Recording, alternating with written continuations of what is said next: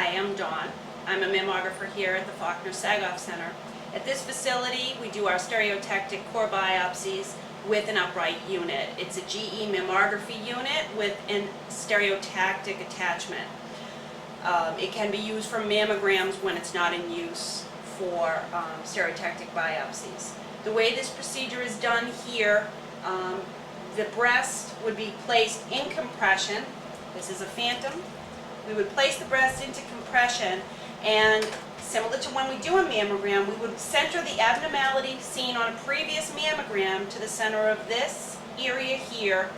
The images are then obtained on a monitor just a few feet away from me here. The radiologist would then look at the monitor, find the abnormality that had been seen on a previous mammogram, choose an area which would then be our target.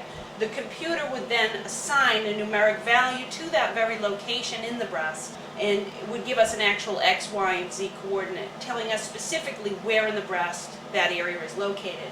The patient would be seated in a chair facing the stereotactic unit in compression. It's critical to keep the patient as comfortable as possible so that the area that we're targeting doesn't move away from us as we advance towards the unit. What happens after the area has been chosen, the outer aspect of the breast would then be washed with betadine and alcohol. This gadgetry here that may look barbaric truly only holds the biopsy needle into position. Once it's held in position, we know exactly where to administer the local anesthesia. The radiologist would then, with a very small needle, administer the lidocaine or the anesthetic, which they would then feel the pinching and the burning. And the skin, once numb, we make a small nick in the skin about the width of your pinky fingernail. Through that, we pass the biopsy needle. Once the needle is in position, we take a picture to make sure that the needle is in good position in relationship to the abnormality seen on the mammogram.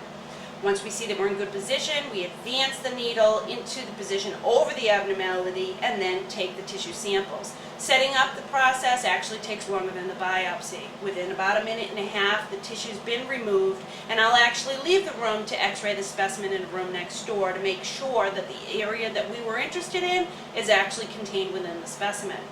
Once we are assured that we have an adequate sample, the doctor often places a clip into the breast to mark the area where we've taken the tissue from. Once the clip has been placed, the breast is then removed from compression, and the patient is seated back in the chair where she's then cleaned, and we apply steri strips. The patient's then brought to a room next door to have a routine CCN90 mammogram image obtained.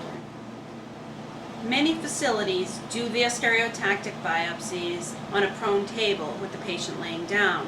If the patient begins to feel faint during the procedure, she's removed from compression, resting back in the chair.